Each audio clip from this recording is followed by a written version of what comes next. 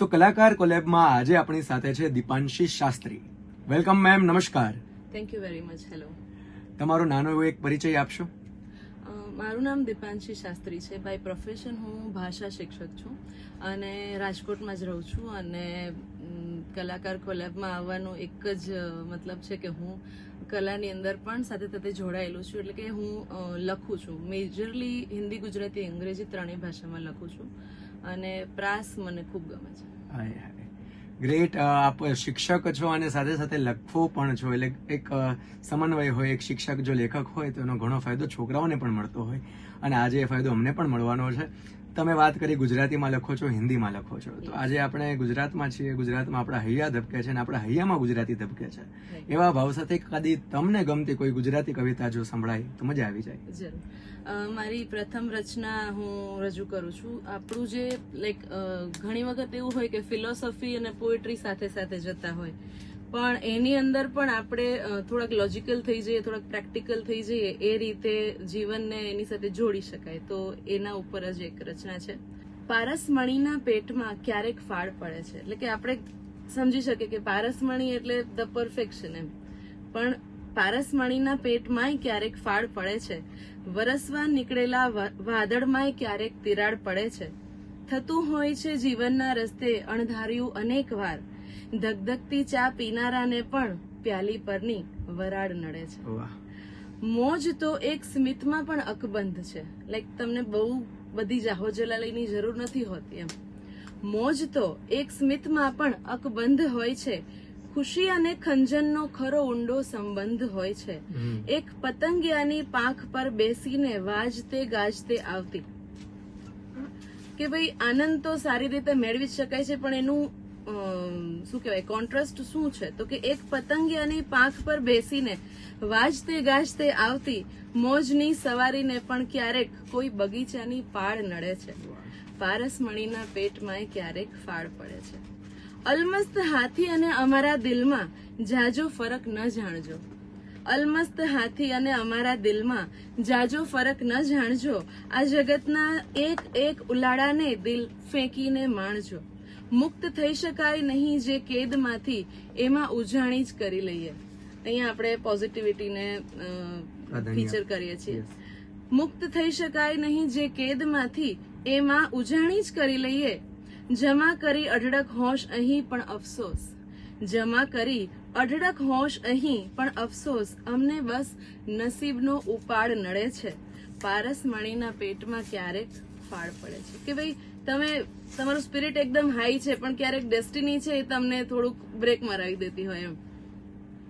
તો આ મારી કવિતા હતી. સરસ. આખી જે ભાવ છે, અને અમે તે કવિઓનું કેવું હોય છે કે જે લોકો નથી જોઈ શકતા એનાથી બિયોન્ડ કલ્પી શકે છે, એનાથી બિયોન્ડ એ જોઈ શકે છે. એમ કે આખી પારસમણીના પેટમાં પણ જો કોઈ ફાળ પાડી શકે તો એ કવિ જ હોય. તો આવી જ એક કવિ ભાવના સાથે તમારી કોઈ હિન્દી રચના જો સાંભળવા મળે તો મજા આવે.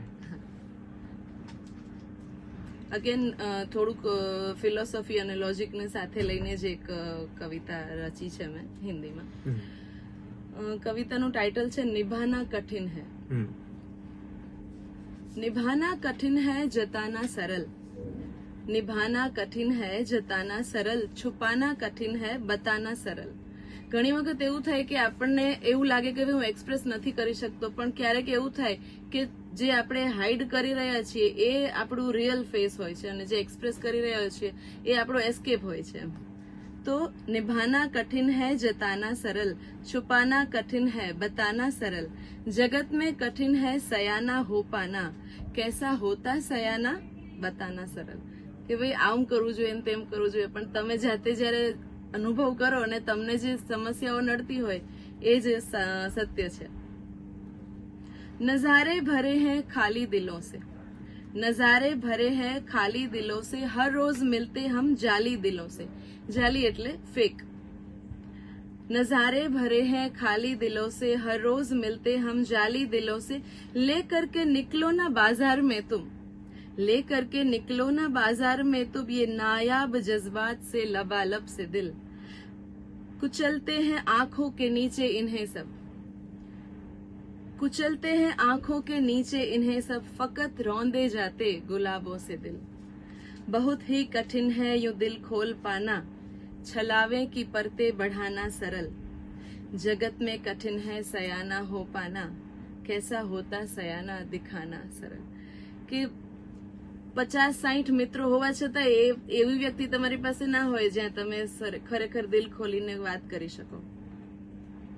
है सिर्फ समझदारों की जागीर दुनिया, है सिर्फ समझदारों की जागीर दुनिया, रुपयों के ख्वाबों की ताबीर दुनिया, है रखती जहर वाली तासीर दुनिया, है रखती जहर वाली तासीर दुनिया, तुम्हें जीते जी मार डालेगी दुनिया.